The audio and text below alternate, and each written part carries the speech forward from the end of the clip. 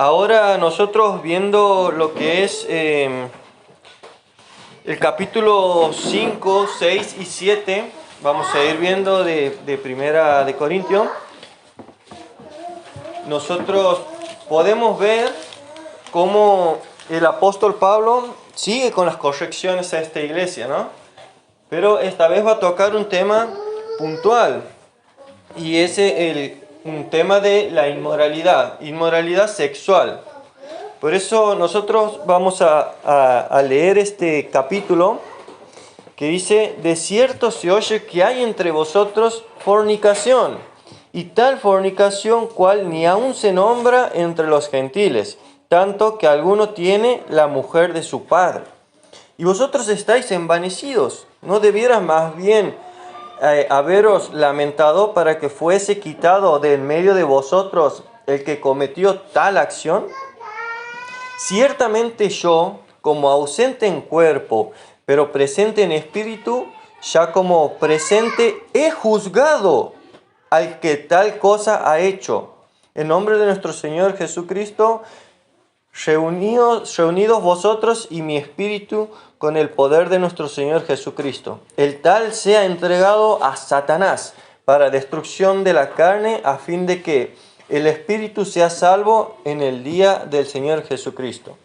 ¿No es buena vuestra jactancia?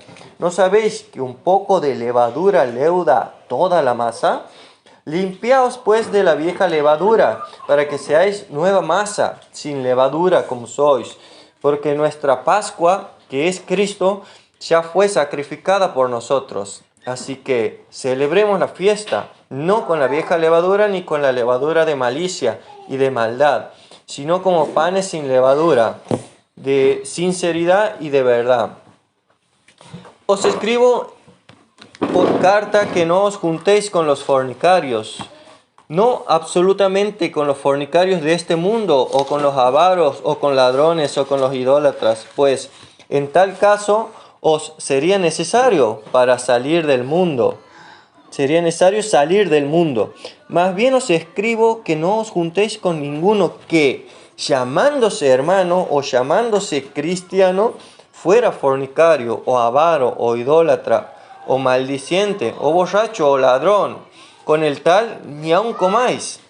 Porque, ¿qué razón tendría yo para juzgar a los que están fuera? O sea, para juzgar a los que no son creyentes. ¿No juzgáis vosotros a los que están dentro? Porque a los que están fuera, Dios juzgará. Quitad pues a ese perverso de entre vosotros. Bueno, este primer capítulo, Pablo está haciendo dos exhortaciones y juzgando dos acciones. ¿Se acuerdan que en la clase pasada vimos el tema de los juicios que los cristianos pueden y los que no pueden emitir? Bueno, aquí Pablo dice que la persona esta que comete el adulterio, la fornicación, debe ser echada de la iglesia. Y aquí Pablo habla de un creyente. Esta persona había mantenido relaciones sexuales con su madrastra. Y esta persona habitaba entre los hermanos como si nada, digamos, como si fuese poca cosa lo que hacía. Y ese pecado, dice Pablo, ni aun se nombra entre los no creyentes. Esas cosas no hacen ni los del mundo, le dice, y ustedes permiten que pase estas cosas en la iglesia. Pablo condena a la persona esta a tal punto que dice: entréguenlo a Satanás. ¿Qué quiere decir esto? Que lo corran de la iglesia, que se vaya al mundo. El mundo es el dominio de Satanás. Dice, para que sea destruida la carne, pero el espíritu sea después, o sea, lo que quiere decir ahí, está diciendo que la persona es creyente, ¿no?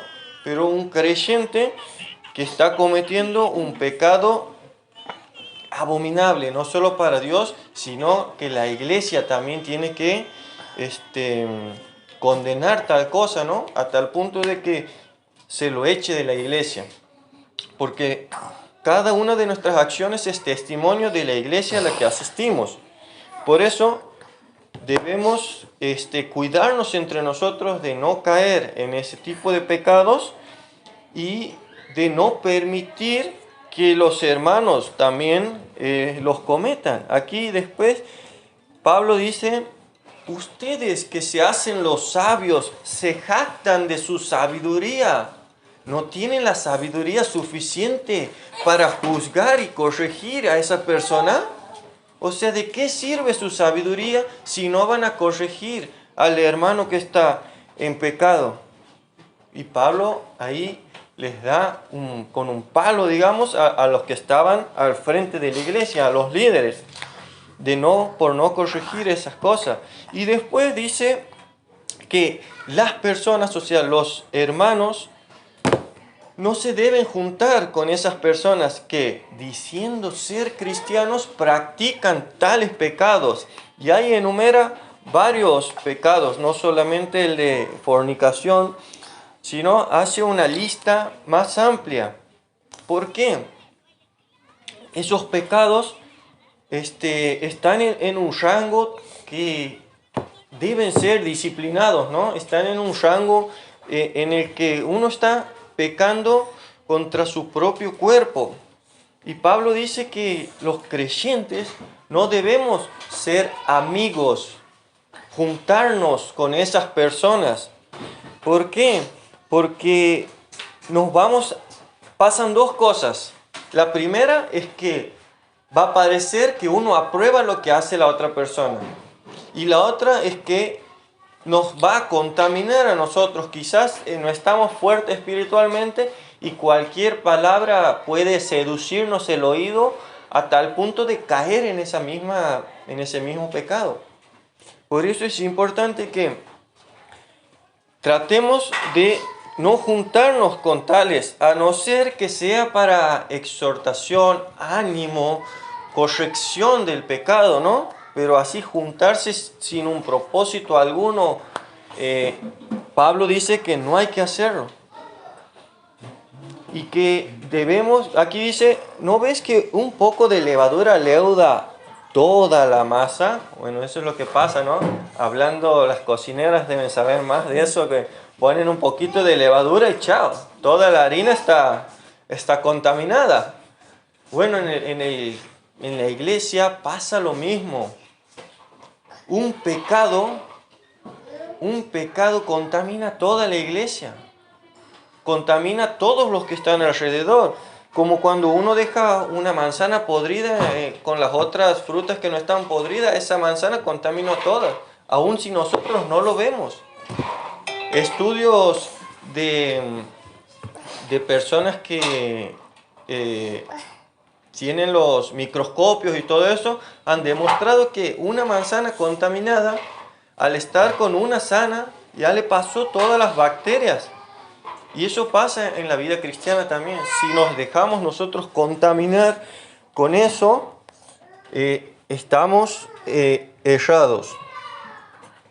Y muchas veces, por sumar gente, por sumar cantidad de gente, no corregimos los pecados. No se vaya a ofender el hermano y deje de venir. Eso no tiene que pasar en una iglesia sana. Todos los pecados deben ser corregidos. Siempre y cuando la persona sea creyente, debe ser corregido. Si no es creyente, Pablo dice aquí, Dios se va a ocupar de juzgar a los no creyentes. Nosotros corregimos a los que sí son creyentes. Y vemos que Pablo manda una disciplina fuertísima, ¿no? Muchos dicen, no, hermano, no los puedes correr vos de la iglesia. Sí se puede, mi hermano. Aquí la Biblia dice que podemos y debemos echar al que peca de manera natural, como que ya la palabra de Dios no le hace nada. El tipo vive en pecado. Bueno, esa persona debe ser echada. Es un poco fuerte la palabra, pero es lo que el apóstol manda por salud de la iglesia. es importante que la iglesia se mantenga saludable. Y bueno, y después el tema de no juntarse. Después, el capítulo 6 dice: ¿osa alguno de vosotros, ahí si me pueden seguir con la lectura, ¿osa alguno de vosotros cuando tiene algo contra otro ir a juicio delante de los injustos y no delante de los santos? ¿O no sabéis que los santos, nosotros somos los santos, han de juzgar el mundo? Y si el mundo ha de ser juzgado por vosotros, ¿sois indignos de juzgar cosas muy pequeñas? ¿No sabéis que hemos de juzgar a los ángeles? ¿Cuánto más las cosas de esta vida? Bueno, aquí los hermanos de esta iglesia tenían muchos pleitos y algunos de estos pleitos los llevaban a juicio, ¿no? Muchos aseguran, estudiosos, que eran pleitos por terrenos. Y estas transacciones o negocios que hacían los llevaban a juicio. Y dice el apóstol que a tal punto llegan ustedes. No alcanza con la división, no alcanza con que hay una persona inmoral entre ustedes y ahora tienen que ir a un juicio, no pueden solucionar ustedes las cosas. Ustedes que son los santos que han de juzgar el mundo, ¿no pueden solucionar estas cosas pequeñas? Y ahí Pablo exhorta a los hermanos: miren, hermanos, por testimonio de la iglesia, es mejor sufrir el agravio a quedar mal con los incrédulos para que después condenen a la iglesia que está dividida. Es mejor sufrir el daño a ser señalados por los de afuera. Y el verso 7 dice: así que por cierto ya es una falta en vosotros que tengáis pleitos entre vosotros mismos. Y ahí justamente dice: ¿por qué no sufrís más bien el agravio? ¿Por qué no sufrís más bien el ser defraudados? Pero no, vosotros cometéis el agravio y defraudáis. Y esto a los hermanos, tremendo, ¿no?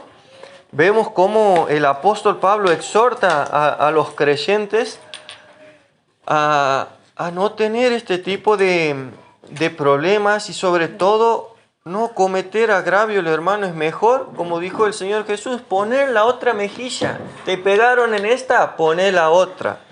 Es mejor sufrir el agravio a veces, callarnos, agachar la cabeza y no pecar, para que los de afuera no anden viendo que no somos dignos de ser llamados cristianos a veces, ¿no?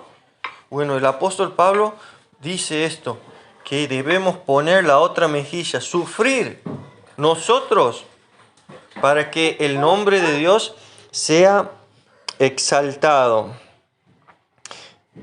Después vamos a ver el versículo 12, un versículo muy conocido, que dice: todas las cosas me son lícitas, mas no todas convienen.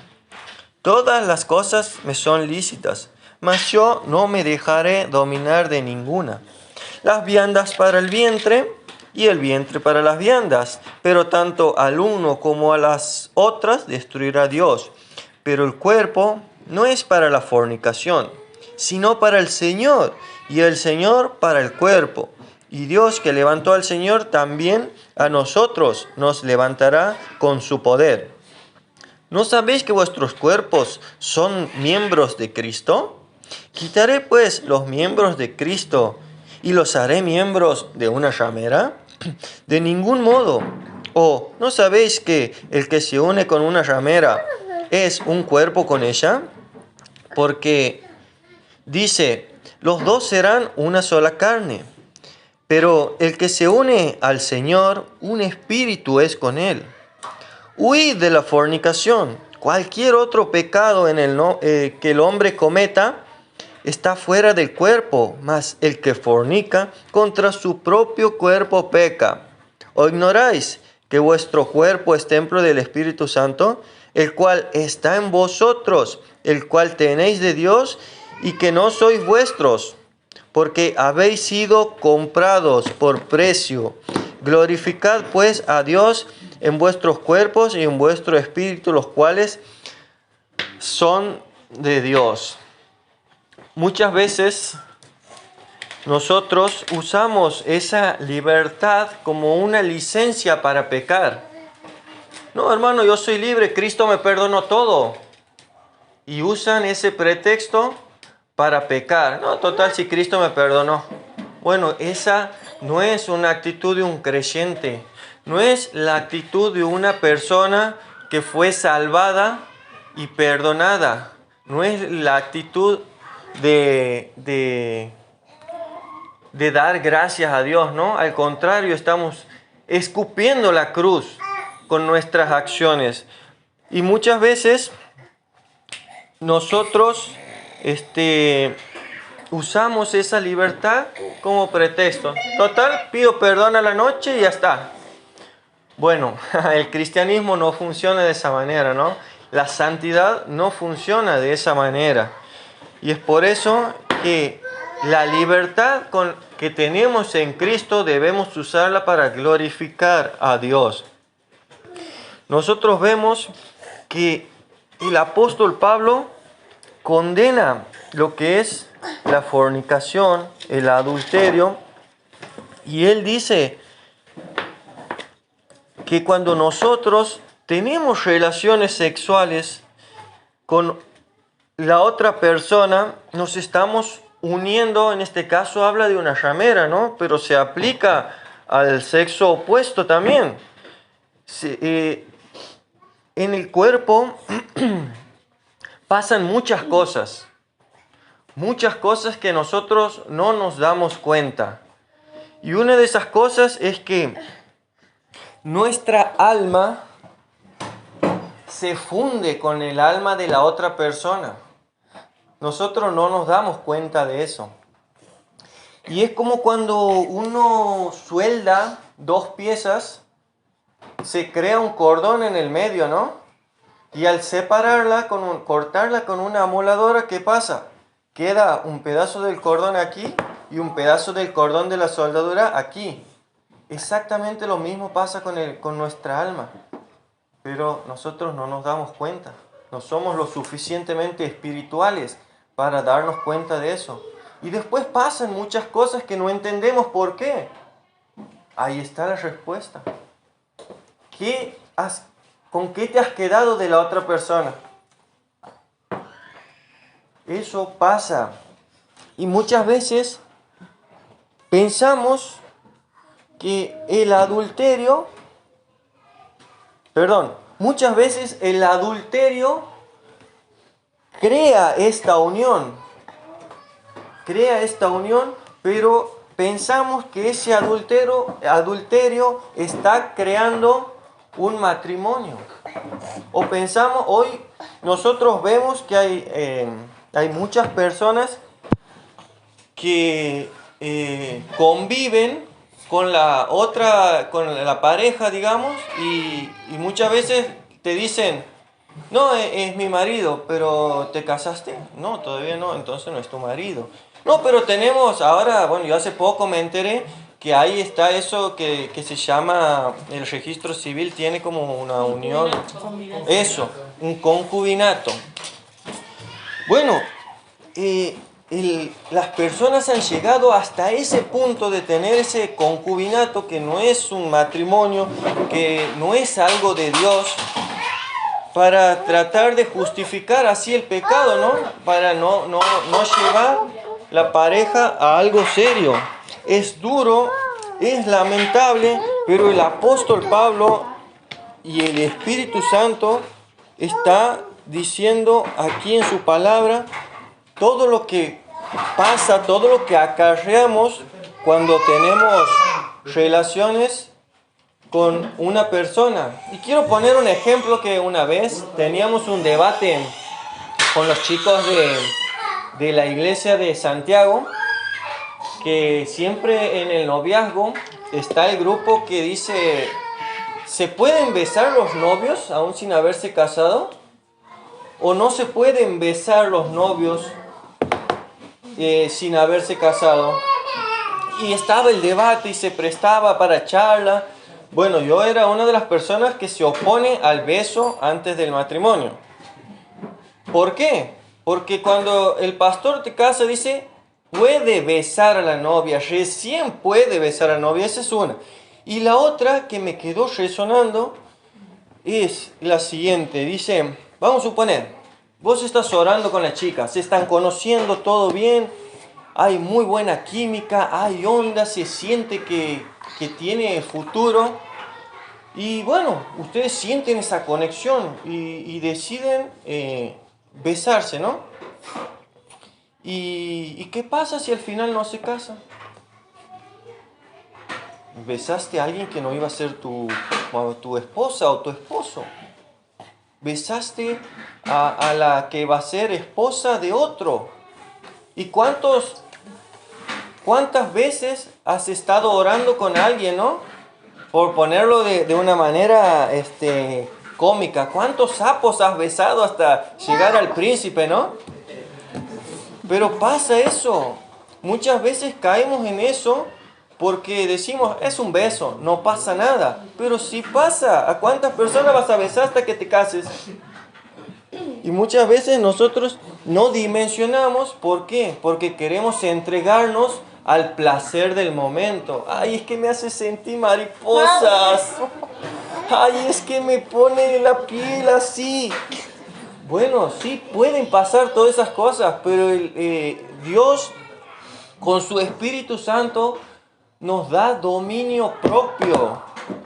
Primera de Timoteo habla del dominio propio y dice, Dios te ha dado amor, te ha dado valentía, pero también te ha dado dominio propio.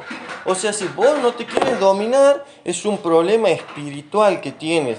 No estás desarrollando frutos del Espíritu. Y para desarrollar frutos del Espíritu hay que orar, hay que congregarse, hay que leer, hay que crecer espiritualmente para desarrollar frutos tal cual una planta. Después el apóstol Pablo hace una declaración fuerte. Dice, huid de la fornicación, huid. Muchas veces vamos a ver en la palabra que dice hay que presentar defensa contra el pecado, hay que prepararse para la batalla. El apóstol Pablo nos dice aquí, estad preparados, huyan, dice, tal cual lo hizo José ante la mujer de Potifar. ¿Por qué? Porque el apóstol Pablo, guiado por el Espíritu Santo, está diciendo, no se hagan los valientes porque van a perder. Porque la carne es débil. Porque a los hombres, si se les presenta una 90, 60, 90, ahí no más. Perdemos como en la guerra si no estamos bien preparados espiritualmente y aparte si no, huimos. Y las mujeres, que les entra por el oído más que nada, si viene un don Juan a seducirles el oído, caen de cabeza también. Por eso es necesario huir de la fornicación, dice. Después vemos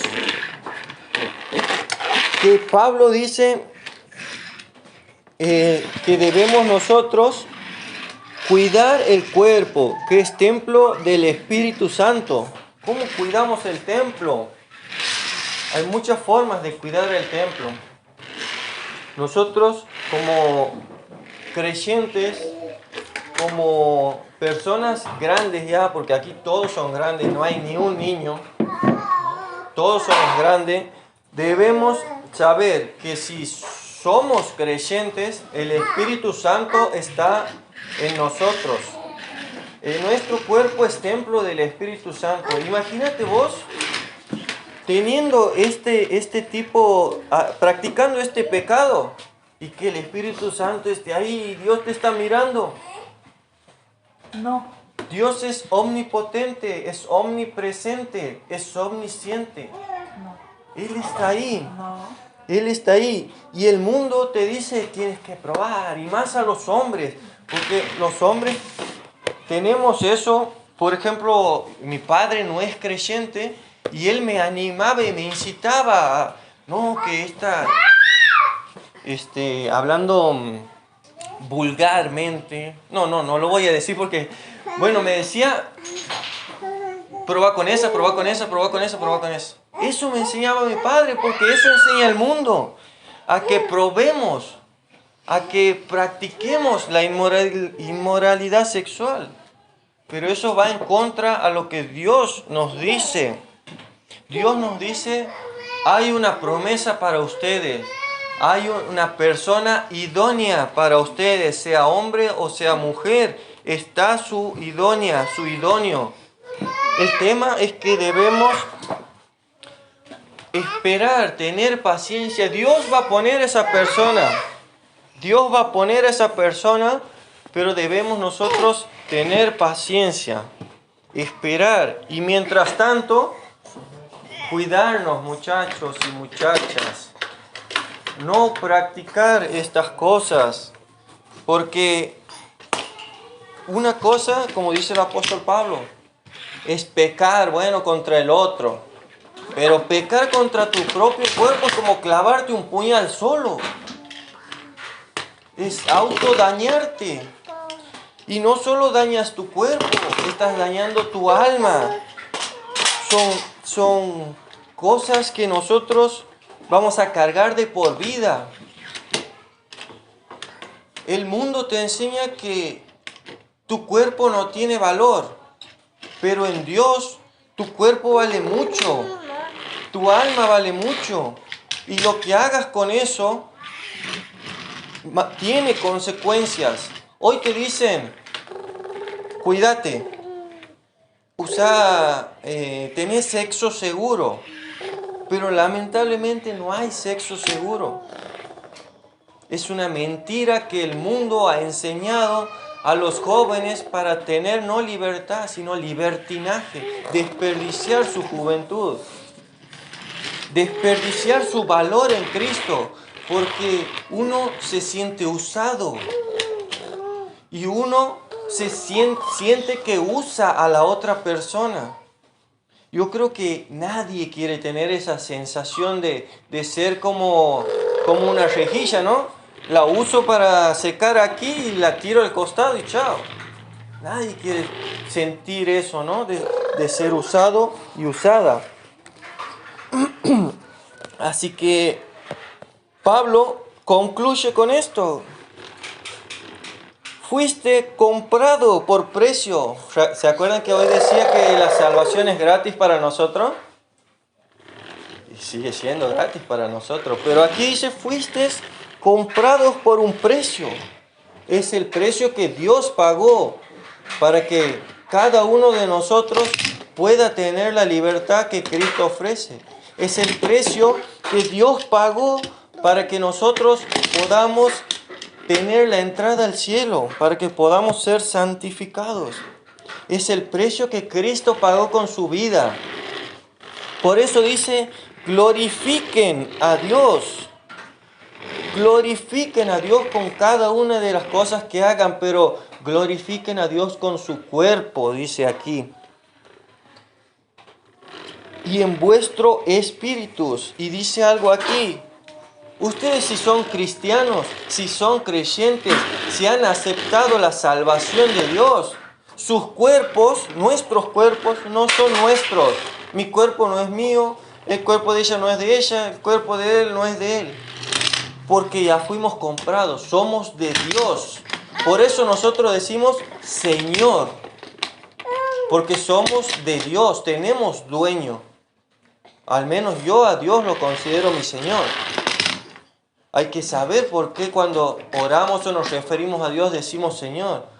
Porque el Señor implica una titularidad, hace referencia a un título de poseedor de algo. En este caso, Él es dueño nuestro. Por eso dice, glorifiquen a Dios en vuestro cuerpo y en vuestro espíritu, los cuales son de Dios. Y esto para no caer en lo que vimos en el capítulo 5, que dice esa persona que practica el adulterio, que se acuesta con su madrastra, échenlo de la iglesia. Es importante, muy importante que nos cuidemos, que yo siempre voy a recalcar, pedir consejo de qué hacer. Mira, me gusta esa chica, pida consejo, mi amigo. Me gusta ese chico, pida consejo. El consejo, en la multitud de consejos se halla la sabiduría, dice Proverbio. Ahora, entrando en un tema que no quería entrar, pero bueno, lo tengo que dar igual. El tema del matrimonio. El capítulo 7 es un poco largo. No lo voy a leer todo por amor al tiempo, porque si no me suena la campanita enseguida. Y dice, nosotros vemos que el apóstol Pablo está ordenando aquí unas cosas por voluntad de Dios, pero también por voluntad suya. Y él hace esa aclaración. Ahí, si ustedes leen, van a ver. Y dice que el matrimonio es necesario para aquellos que son vencidos por el deseo sexual.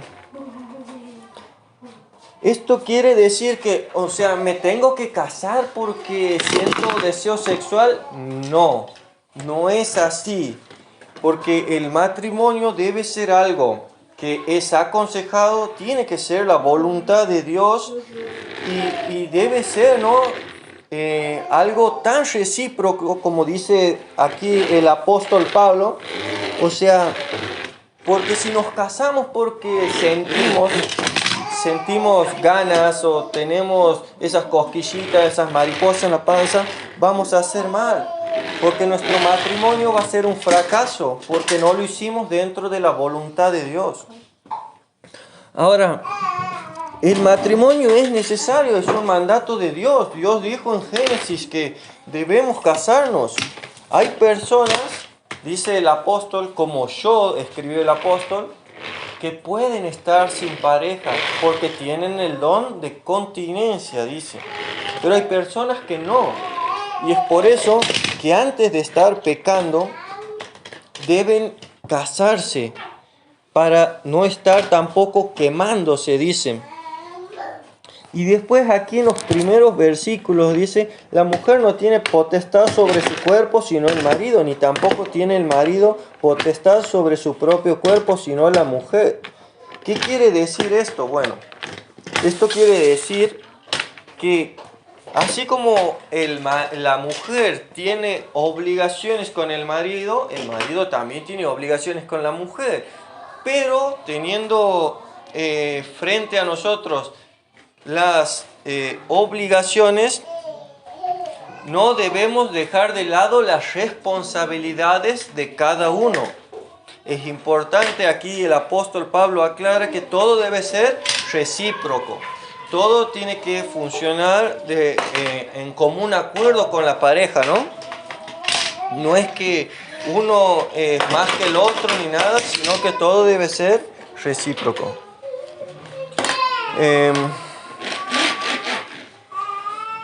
Después, algo importante que dice aquí, dice, no se separen más del tiempo debido.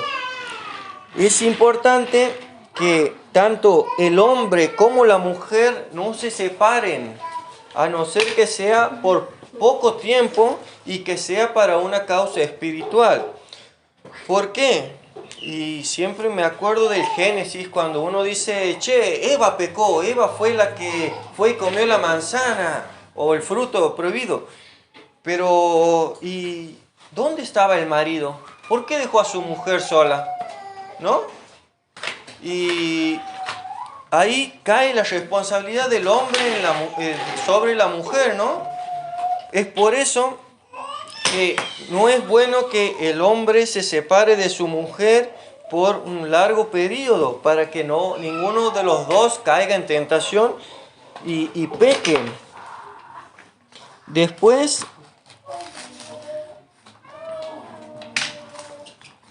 El versículo 29 dice, pero esto digo, hermanos, que el tiempo es corto el tiempo es corto. Resta pues que los que tienen esposas sea como si no la tuviesen. Y después habla así de cosas como asumiendo que el creyente no debe estar enfocado en cosas terrenales. ¿Por qué? Porque en ese tiempo se estaba viviendo persecución. Y Pablo sabía que se venía una terrible persecución para los creyentes. Y es por eso que Pablo anima a los creyentes a que se enfoquen en las cosas espirituales, que se enfoquen en las cosas que son del cielo. Y nosotros debemos tener nuestra mira también en cosas del cielo, en cosas espirituales, en cosas que nos hagan tesoros en los cielos. Muchas veces nos enfocamos por que vamos a cambiar el auto, vamos a comprar una casa, voy a esforzarme a trabajar 18 horas para que me asciendan en el trabajo. Y dejamos de lado el ayudar al hermano, el discipular, el aconsejar, el formar parte siendo un miembro activo de la iglesia. Y debemos enfocarnos en cosas celestiales. Este tema del matrimonio es mucho más amplio, pero por amor al tiempo no puedo desarrollarlo, pero sí animo a que ustedes puedan leerlo en sus casas. La semana tiene 7 días y cada día tiene 24 horas. No es novedad eso, ¿no? ¿A qué voy? A que tienen que hacerse un tiempo. Si quieren crecer espiritualmente, no hay otra manera que no sea leyendo, que no sea orando. Si tienen dudas con respecto a un versículo, para eso está el grupo. Pregunte, mi amigo o mi amiga. Los animo a que puedan estudiar en profundo este tema. Sin duda es amplio, es largo, pero es interesante. Porque si nosotros aprendemos es para poder también llevar consejo a aquellos que por ahí nos pregunten o a aquellos que necesiten consejo. Es importante que nosotros podamos ser maduros espiritualmente y poder así ser personas que marquen la diferencia, personas a las cuales un hermano pueda acudir y encontrar una respuesta bíblica, ¿no? Así que, bueno, que Dios bendiga su palabra y que podamos salir animados, desafiados de este encuentro.